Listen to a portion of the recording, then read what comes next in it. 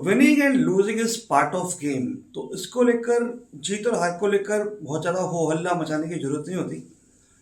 इसे हमें खुले दिल से एक्सेप्ट करना चाहिए। लेकिन असली प्रॉब्लम तब आती है जब आप रियलाइज करते हो कि ऐसी टीम जो चंद महीने पहले आपको इनविंसिबल नजर आ रही थी, आप चैंपियंस ट्रॉफी जीत कर आ रहे थे, और सडनली इस टीम के साथ ऐसा क्या हो जाता है कि आप कुछ दिन पहले आप सबसे बड़ी टेस्ट डिफीट आपको मिलती है 408 रनों की आपके घर के अंदर। उसके बाद आप सबसे बड़ा रन चेस करवा देते हैं 359 का, जो इससे पहले सिर्फ ऑस्ट्रेलिया ने किया।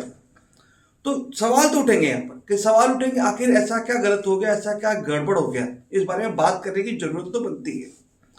अब इस मैच में इंडिया के पॉजिटिव्स भी और नेगेटिव्स भी हैं। लेकिन अगर मैं सबसे पहले बात करूं, जो मेन बेसिक जो एक प्रॉब्लम नजर आ रही वो है टीम में लीडरशिप स्किल का। टीम में लीडर की कमी। रोहित शर्मा विराट कोहली स्क्वाड में है, बट डेफिनेटली वो कप्तान नहीं है। केएल राहुल कप्तान है। केएल राहुल पिछले मैच में, इस मैच में कई मौकों पर रोहित से सलाह मांगते नजर आए। अगर आपको सलाह ही मांगनी है, आपको डिस्कस करना है, it's part of game, definitely seniors advice करते हैं, लेकिन बार बार जाकर उनकी ओर हो जाना, क्लूलेस होना, हेल्पलेस होना, वो बहुत कुछ कहता है। वो बहुत सारे सवाल खड़े करता है। ये भी सच है कि केएल राहुल रेगुलर कैप्टन नहीं है, शुभमन गिल रेगुलर कैप्टन है, वो अभी आ जाएंगे इसके बाद में। लेकिन स्टिल ये सवाल खड़ा होता है, आखिर जो सब कुछ ठीक ठाक चल रहा था, रोहित शर्मा अच्छे से कैप्टनसी कर रहे थे, रन बना रहे थे, टीम को मैच जिता रहे थे, टूर्नामेंट जिता रहे थे, तो अचानक वो चेंज करने की जरूरत क्यों आई? ये सवाल लोग काफी दिन से पूछ रहे हैं और उसका कोई जवाब किसी के पास नहीं है। दूसरी बड़ी प्रॉब्लम जो मुझे इस टीम में दिखने लगी, बहुत साफ तौर पर सबको दिख रही होगी, इस टीम में जो प्लेयर्स है ना, उनके पास क्लैरिटी नहीं, उनके रोल की क्लैरिटी ही नहीं है। सबसे बड़ी बात करूं अगर मैं यहाँ पर वॉशिंगटन सुंदर जिसको आप बॉलिंग करवा नहीं रहे, जिसका बैटिंग का रोल डिसाइड नहीं है। कभी आप उसको टेस्ट में 3 नंबर पर खिलाते हो, कभी आप उसको 4 नंबर पर खिलाते हो, कभी उसको राहुल के ऊपर खिलाते हो, कभी राहुल के नीचे खिलाते हो। उस बंदे को खुद नहीं पता उसके साथ क्या क्या एक्सपेरिमेंट हो रहे हैं, और वो बंदा दरअसल टीम में कहते हैं ना, डर के माहौल में जी रहा है। उसके साथ कब क्या हो जाए, उसे कब क्या करने को बोल दे, उसको खुद भी नहीं पता है। जो उसका जॉब है बॉलिंग, वो उसको करने को नहीं मिल रहा है, बाकी सब कुछ कर रहा है उसके अलावा। क्रिकेट में एक कहावत है, पकड़ो कैच जीतो मैच, और अगर इसकी कल से सबसे बड़ी मिसाल देखी तो कल हमारे सामने आई, जिस तरह से इंडिया ने खराब फील्डिंग करी है। यशस्वी जायसवाल का 57 रन पर माकरम का कैच छोड़ना, I think that was a turning point for India, क्योंकि उसके इमीडिएटली बाद बबूमा आउट हो गए थे, और अगर वहां पे माकरम आउट हो गए होते तो ये शायद मैच इतना डीप नहीं आता, इंडिया इस मैच को नहीं हारता। यशस्वी जायसवाल बिल्कुल ऑफ कलर नजर आ रहे हैं, और उसकी वजह से और जो खराब फील्डिंग, इवन कल जड्डू से बहुत खराब फील्डिंग हुई है। जड्डू ने 2 बाउंड्रीज मिस करी है, कुलदीप यादव ने कैच छोड़ा है, वॉशिंगटन सुंदर ने कैच का ट्राई नहीं किया है, एंड दैट वाज अनबिलीवेबल। ये टीम एफर्ट्स देने के लिए जानी जा रही थी, ये टीम अपने को झोंक दे रही थी, ये दिखता था। इस टीम में एक विनिंग के लिए भूख थी, जीतने के लिए भूख थी, वो भूख नहीं दिख रही है। That is the problem. ऐसा नहीं है कि प्लेयर्स के स्किल सेट में बहुत ज्यादा डिफरेंस है, लेकिन टीम के अंदर वो जज्बा ही नहीं दिख रहा। अगर आप आखिरी के कल 5 ओवर देखेंगे जो साउथ अफ्रीकन इनिंग में फेंके गए हैं, आपको बॉलर्स आपके एकदम क्लूलेस नजर आएंगे। जब ये बहुत साफ पता था, बच्चे बच्चे को पता था कि यहां से आप सिर्फ आउट करके मैच जीत सकते हैं, वहां पर आप रन रोकने के लिए बॉलिंग कर रहे हैं। हर्षित राणा 5वें 7वें 8वें स्टंप पर बॉल डाल रहे हैं कि 1 रन देके बच जाऊंगे, और अगर आप बचने की कोशिश करोगे तो आप मैच नहीं जीतोगे बस। और असली काम कोच का यही तो आता है, कोच यही तो गाइड करेगा और क्या करेगा। लेकिन गौतम गंभीर एज यूजुअल वो अपनी ठुड्डी पर हाथ रखकर बैठे रहते हैं, मतलब उन्हें पता नहीं कौन सी कोचिंग कर रहे हैं, ऊपर वाला ही जानता है। जो क्रूशियल टाइम पे अपनी टीम को गाइडेंस नहीं दे सकता है, उसके बारे में क्या बात कर रही है। हमने सबने कितनी बार देखा है दूसरी टीमों को, कोच जब ब्रेक होता है तो ग्राउंड पे आते हैं, मैसेज भिजवाते हैं, ऐसा कुछ नहीं हो रहा था। And that is the most unfortunate thing.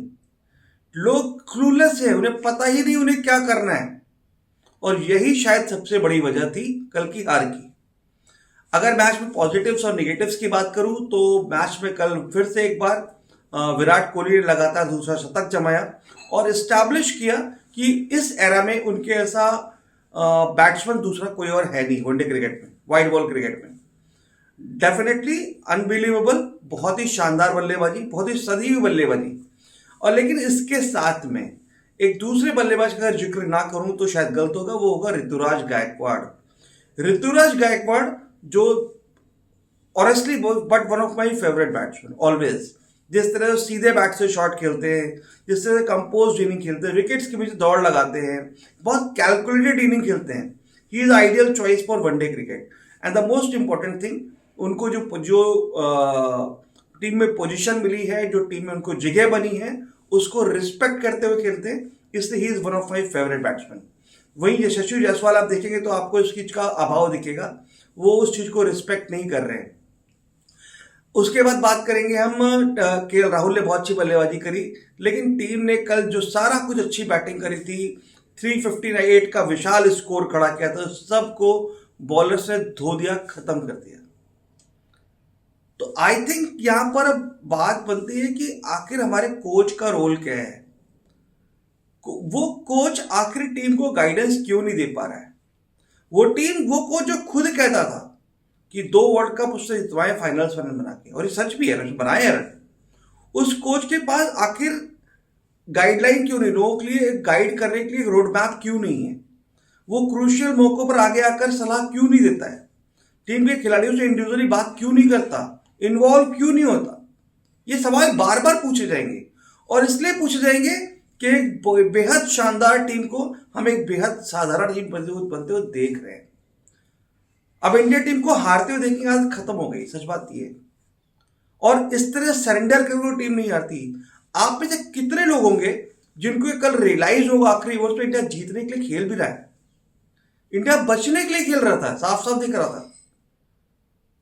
मतलब आप सोचो, आपका टोनी डी जॉर्जी अनफिट होकर वापस चला गया था, नैंड्रे डी बर्गर 6 ओवर डाल के ऑलरेडी मैच से बाहर हो चुका था।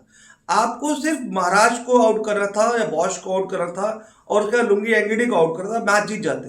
लेकिन बॉलर्स ने एफर्ट ही नहीं लगाई, और उन बॉलर्स को उसके लिए पुश करने के लिए कोई ग्राउंड में मौजूद ही नहीं था। कोच की ओर से कोई एडवाइस ही नहीं आ रही थी। हम इसके बाद आप जीतने की अपेक्षा कर भी कैसे सकते हो। ठीक है, आप राहुल ने मैच के बाद बोला कि ड्यू फैक्टर था फॉर श्योर, लेकिन but again this is part of game. अगर आप 359 बनाकर नहीं जीत सकते ना बॉस, तो इस बात की क्या गारंटी है कि ड्यू नहीं होगी तो आप 325 भी चेस कर रोक लोगे। ड्यू फैक्टर से 25-30 रन का अंतर आ जाएगा, और क्या होगा। तो ये बहाना तो नहीं हो सकता फॉर श्योर। इंडिया को आई थिंक यहां पर काम करने की जरूरत है, अपनी बॉलिंग लाइन पर, अपने टीम कॉम्बिनेशन पर, बॉलर्स के माइंडसेट के ऊपर, और सबसे ज्यादा इंपॉर्टेंट अपनी फील्डिंग के ऊपर। आपको क्या लगता है कल सबसे बड़ा विलन हमारी हार में क्या था? हमारी फील्डिंग थी, हमारी बॉलिंग थी, या हमारी बैटिंग थी? बैटिंग तो ऑफकोर्स नहीं थी। प्लीज एक बार जरा कमेंट करके बताइएगा। वीडियो अच्छा लगे तो प्लीज लाइक कर देगा, शेयर कर देगा, और चैनल को सब्सक्राइब कर देगा। Thank you.